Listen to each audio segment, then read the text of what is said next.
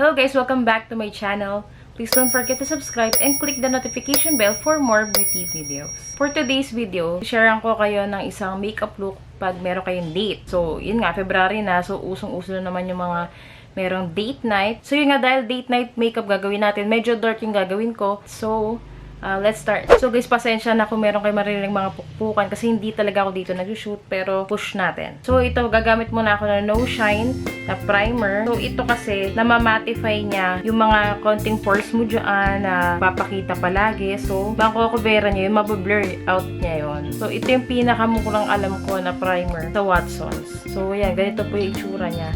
Medyo clear. So lalagyan niya lang yung mga spot na medyo porsy kayo. So, ako dito sa malapit sa cheeks, tapos dito sa ilong, tsaka dito.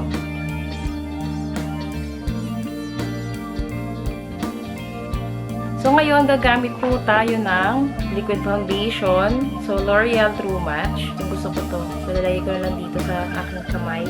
Tapos, gagamitan ko po siya ng sponge. Pero, lalagay ko muna siya. Ako mas gusto ko yung nilalagay na ganito eh. Kesa may hiwalay ko pa. Nilalagay ko pa sa sponge kasi nahihigop ng sponge yung mga product.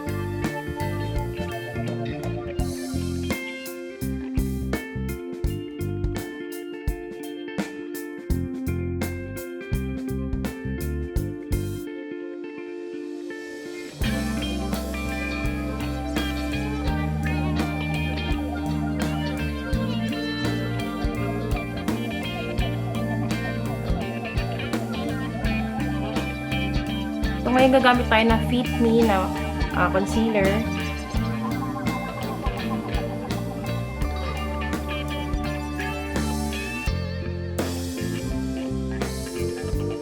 Isalagay nyo rin to para panaglagay kayo ng eyeshadow mamaya. Dito, pang highlight. Tapos, dito sa lips. Kasi dito may discoloration ako ng lips. May pantay yung kulay. Lalagay ang product. Susunod is, blend na naman natin.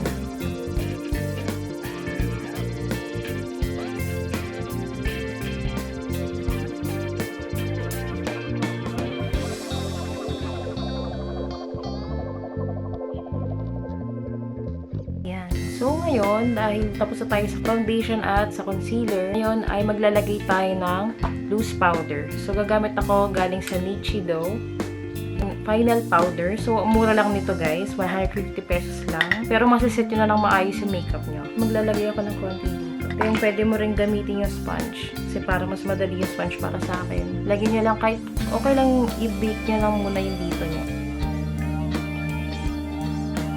Ito kasi yung part na medyo nag-oil pag tumatagal. So, pag dito, ito na kasi talagang swabe yung finish nung makeup. Yan. Pwede rin naman baby powder kung talagang titipid kayo. Pwede rin yun. Kasi pinagsiset ko rin minsan yung pag nakakalimutan ko to.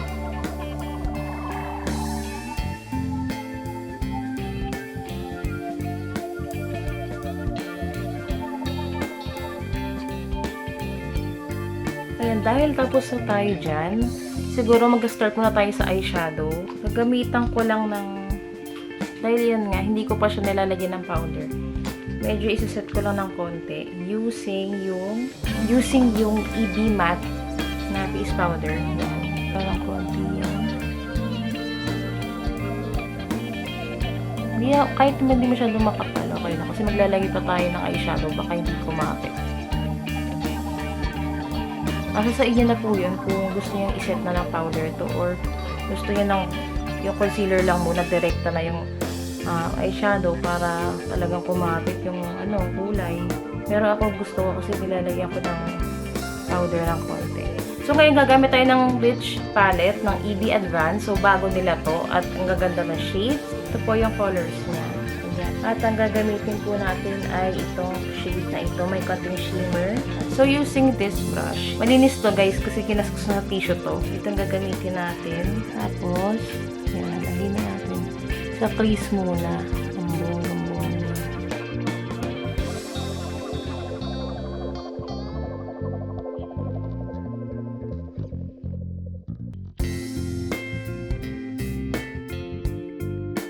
So, tap nyo na ulit ng konti yung brush nyo para hindi masyadong exage yung kulay pag nilagay nyo sa mata. May salamin po ako dito, kaya dito ako nakatingin. So, para kitang-kita ko din kung pantay.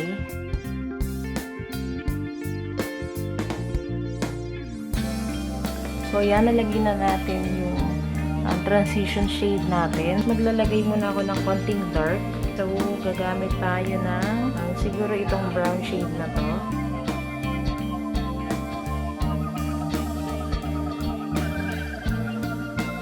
So, ngayon dahil lalagay ko na yung product, nakikita nyo talagang bongga yung kulay. Ngayon is, i-blend nyo muna yan. Napapasok din.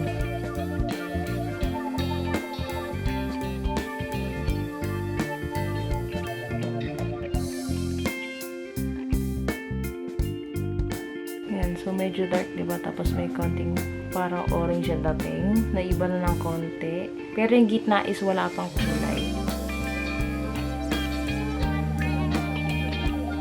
So, ngayon is maglalagay ako ng konting shimmer. Gagamitin ko po yung sa Sugar Dolls na sparkle. Ayan. Gusto ko to. Simula nung na-review ko siya, lagi ko na siyang ginagamit. So, lalagyan natin tong area na to. Ang gitna. Tapos, kamay niya na lang, pwede naman. So, pwede nyo ring i-blend yan, ang brush. Yung medyo tuyo na. Ito kasi mabilis matuyo.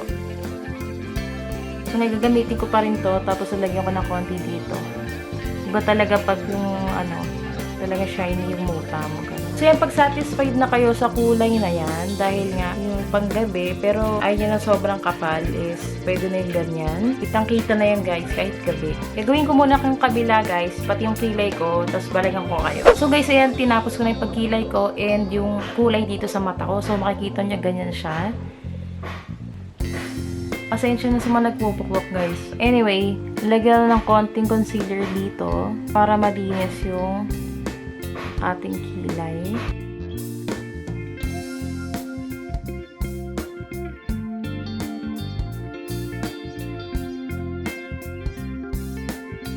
So, yan, di ba mas malinis compare dun sa kanina.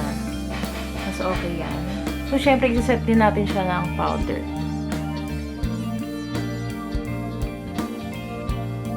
Ito naman tayo sa rest of my face. So, hindi ko pa nag-blend, kaya i-blend na natin.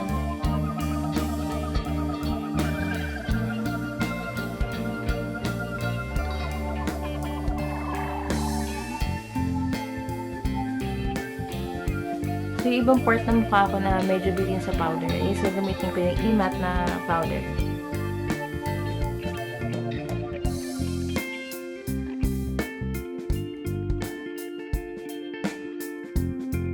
Guys, hindi nyo naman kailangan ng maraming brushes talaga. Huwag yung pilitin na buuin yung brushes tapos mapapagastos lang kayo. So, kailangan maging resourceful ka dun sa mga brushes mo. Babalik ako dun sa palette ko kanina. Babalik ako dito sa Rich palette. Gamitin ko tong brush na ginamit ko kanina pang blend.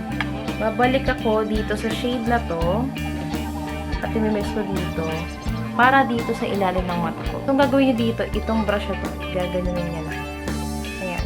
Parang may fan effect. Kaya para naging fan siya, gagawin nyo is, pagka ganun nyo, iaano nyo na siya sa product. Ayan, dulo-dulo lang. Siyempre, tap nyo rin na konti. Tapos, lalagyan nyo na tong area na gusto nyo lagyan ng konting arte. So, ayan. So, lalagyan ko ng konting brown. So, yung shade na ginamit ko sa dito, gagamitin ko rin dito. Ito, may brush pa akong isa uli. Gaganunin ko ulit. Tapos, medyo i-blend ko siya.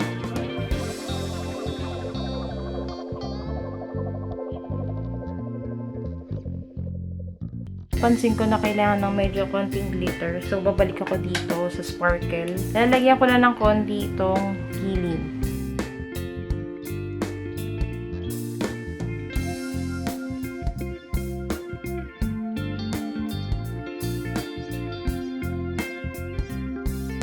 Now, tapos na yung kilay ko and yung eyeshadow ko. Maglalagay tayo ng black na eyeliner. Liquid eyeliner. Nabili ko lang to sa Mumuso. Tagal na to sa akin.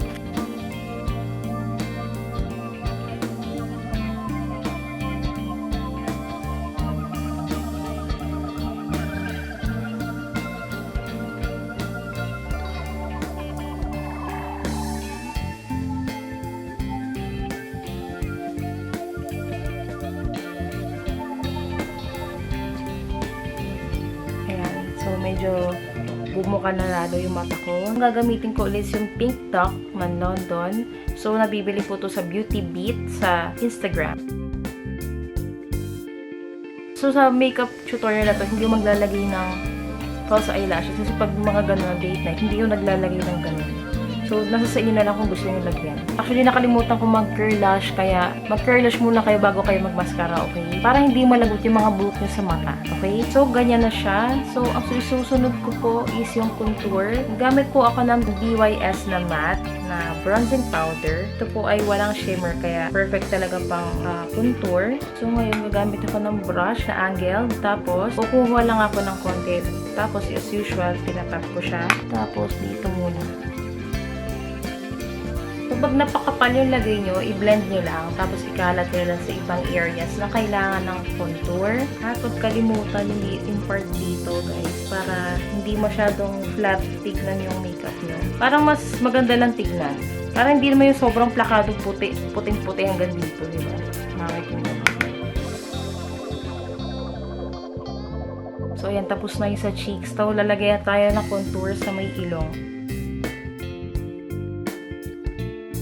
Ayan, contour na natin. So, ang sunod na gagawin ko is lalagyan ko ng konting blush. Lalagyan ko ng Caroline na multi-pot.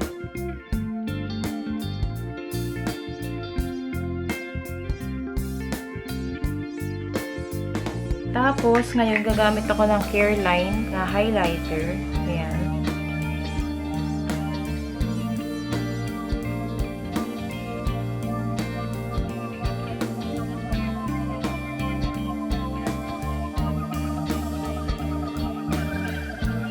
So, ayan, nalagay ko na lahat. So, kulang na lang is lipstick na lang. So, gagamit ako ng powder lip ink ng Sugar Dolls.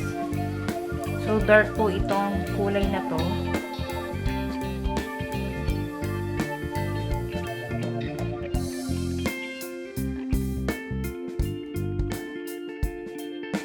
Yung mga konting lagpas ng ano niya, lagay niya na lang ng concealer.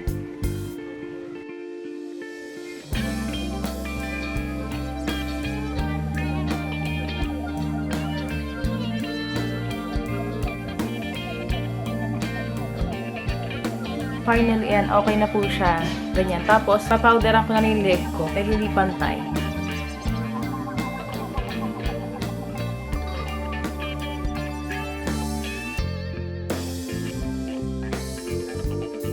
So, ganyan na yung finish look ko. Naglagay lang ako ng earrings. Pwede na kayo mag-outfit ng kahit anong gusto nyo. Pero pag payo ko lang sa inyo, pag yung mga date night, ganun, pwede kayong medyo magpakita ng skin. Pero huwag naman sobra-sobra kasi date nga yan. Para medyo kagalang-galang ka pa rin naman. Pero kung asset po talaga yung mukha mo at yung ugali mo, pwede na yun. Ayan, tapos na yung look natin. Ganyan na.